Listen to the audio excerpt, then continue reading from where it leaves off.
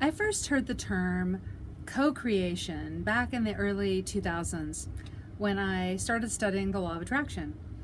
And I would use the term like a lot of people, like, oh, I'm going to co-create this experience in my life.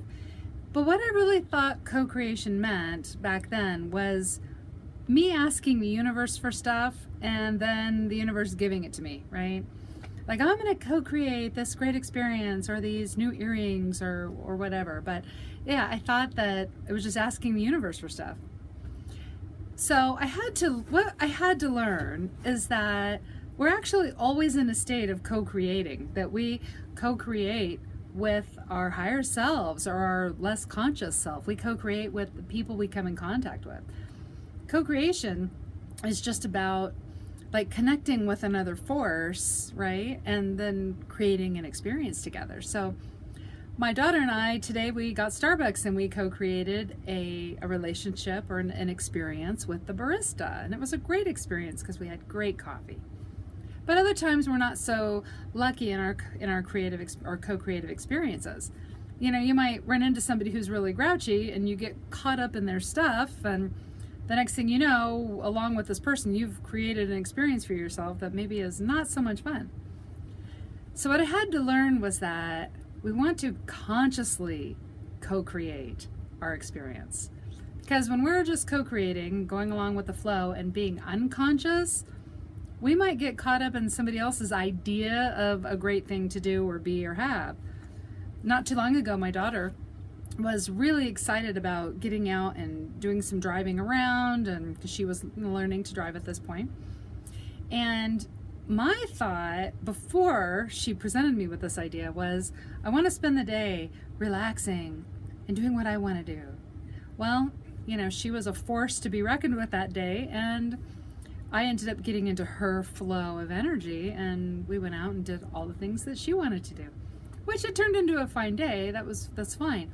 But you know what? When we get caught up in somebody else's flow of energy, there's no guarantee it's going to turn out good for us, right? It could be great for them, but anyway, we want to learn about conscious co-creation, like taking part in that creative process consciously, right? Setting our intention. So I came up with something that I just call it 6 steps to conscious co-creating, and it's loosely based on the idea of affirmative prayer.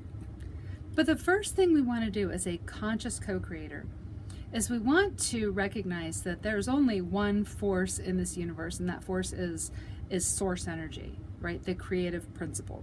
You can call it God, the universe, the force, Great Spirit, Mother, Father, God. It has, I mean, any name you want, that's fine.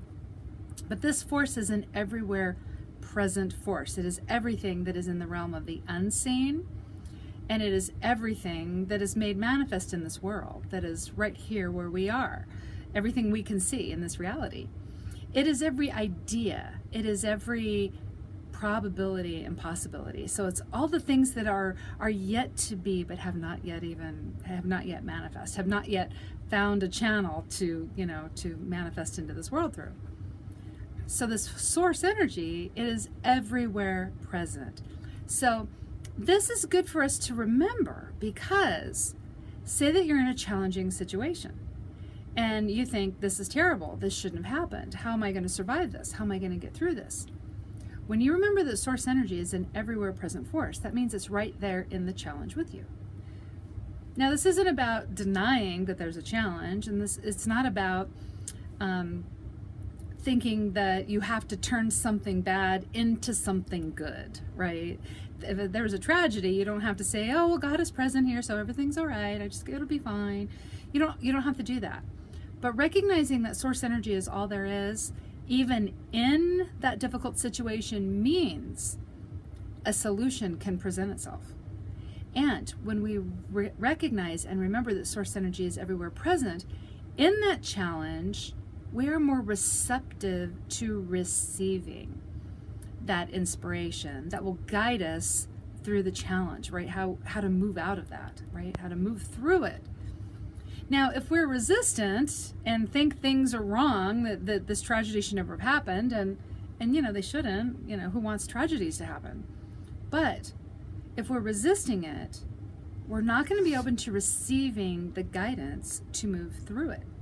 So we open ourselves to receiving the guidance to move through these challenges by reminding ourselves that God is an everywhere present force, even in dire circumstances, even in the really hard things. God is there. And the next thing we want to do is we want to unify ourselves with that source energy. To do this, this is basically just us remembering that we came from this source energy, that we weren't just dropped off on this planet, right, and then left to fend for ourselves. We are an emanation of source energy, and we always have source energy flowing through us. We are created in the likeness of our Creator. And so anything that we desire, right, can work through us as us, because we are a channel for source energy. The physical body is our channel for source energy. We're the soul. The soul is connected to source energy, right? Because it can never be separate from source energy, but it's individuated, which means it now gets to have its own experience, and it comes into the body, right? So we're like the physical body is an emanation from our soul, from source energy, which means that source energy is always working through us, for us, as us, right? So there is something within us that always knows what to do and how to do it. And it will compel us to do that, right? Because we're an emanation of source energy. We are directly connected to it. Now, the next thing we want to do when we're consciously co-creating, we want to know what it is that we want. And we want to set an intention for that. If we don't know what we want, we'll just go around getting whatever we happen to get. And that's not good enough for you. You, as an infinite being in a body, should be creating a life that's amazing and abundant and loving.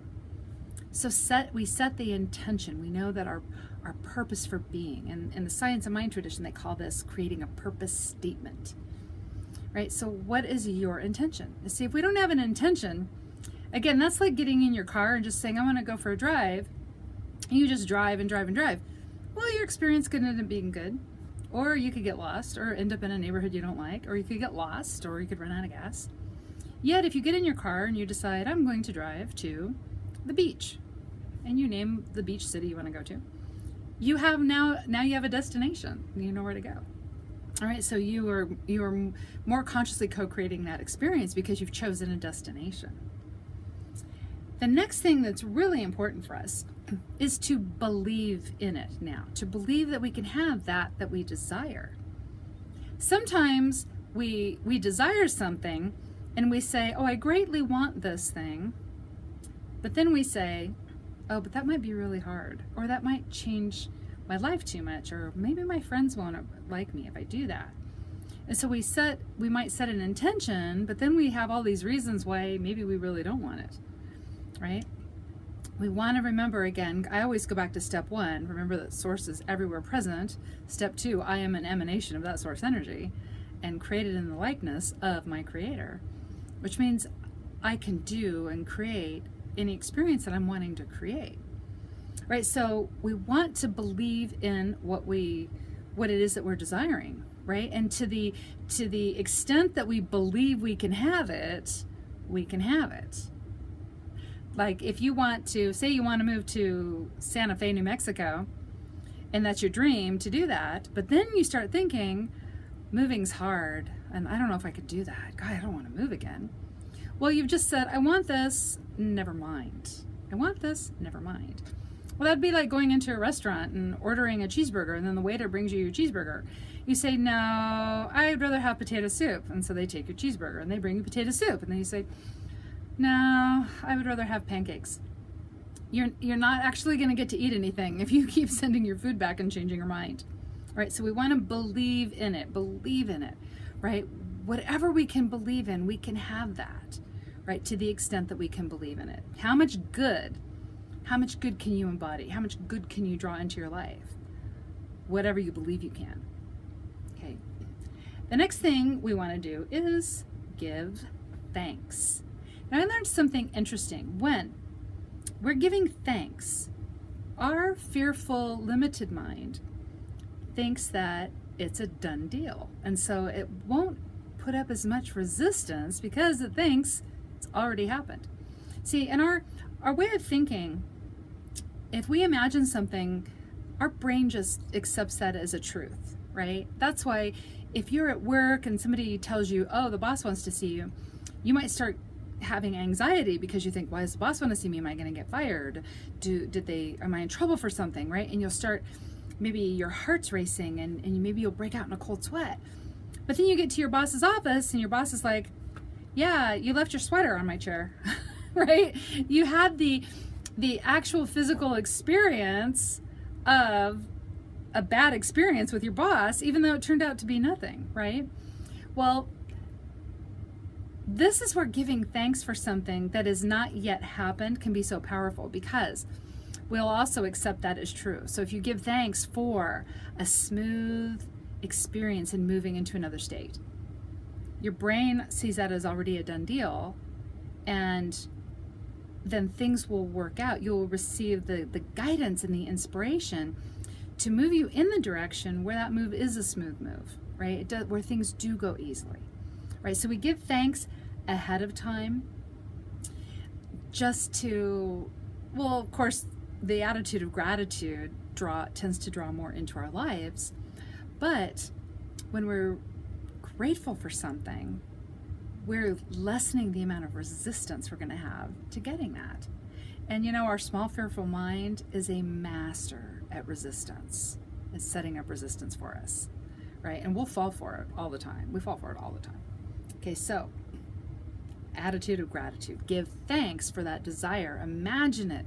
See it as already having happened, right? When you're imagining it, see all the good that it'll bring into your life. See what it will feel like, right? And the happiness that is all around that happy outcome that you want.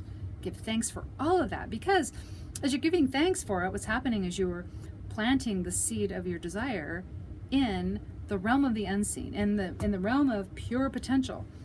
And when you give thanks for it, you are feeding it energy. And the more energy that you feed it through gratitude, then you move it from possibility into probability. When something has been moved into the realm of probability, it has a much better chance of manifesting in the physical world. The next thing to do then is to let the universe do its job. We don't always know the how of how something might work out, so we just want to focus on our happy outcome, and we let the universe figure the how out, right? We're focusing on our happy outcome, we're giving thanks for it, we're reminding ourselves that we are an emanation of source energy, and that source energy is everywhere present, and it's working through us, for us, as us. We receive the inspiration and the guidance to help to bring that thing into our world, right? But we don't know how it's going to happen, and if we try to control how it happens, what we've done is we're causing a separation, an experience of separation. If we think we have to figure out how it will manifest in our life, what we're basically saying is, well, I don't know if the universe can do this, so I'm going to have to just take charge, right? So we let the universe just handle it, however it's going to be. We just focus on the happy outcome, and then trust in that guidance. Trust and act on the divine guidance that we receive. There is a lot of action taking, a lot of steps we have to take, right? A lot of physical action that we have to take to make something manifest in our world. It's not just all happening up here, but this is where it starts. Consciously co-creating so that we know the next thing that we need to do. And I just continue to focus on my happy outcome. When I start doubting myself, I start doubting that I can have that. I start doubting that it can be manifest in my life. I start doubting that I'm capable or deserving. I go back to step one. Source energy is an everywhere present force. Step two, I am an emanation of that source energy. And that force that is working through me, for me, as me, is the same force that put the galaxies into their spin and inspires the acorn to grow into a mighty oak tree. And who am I to say that force cannot bring my desire to me, through me, right, for me? Who am I to say that force that created the galaxy, the entire universe, cannot make something happen in my life, through me, for me, and as me? That's crazy talk, right? We are all an emanation of source energy. We're an infinite being in a body. And just recognizing that we are that infinite being is a powerful step in consciously co-creating our happy lives. So until next time, remember that you are an infinite being in a body and a divinely blessed creation, emanation of universal source energy. So happy creating.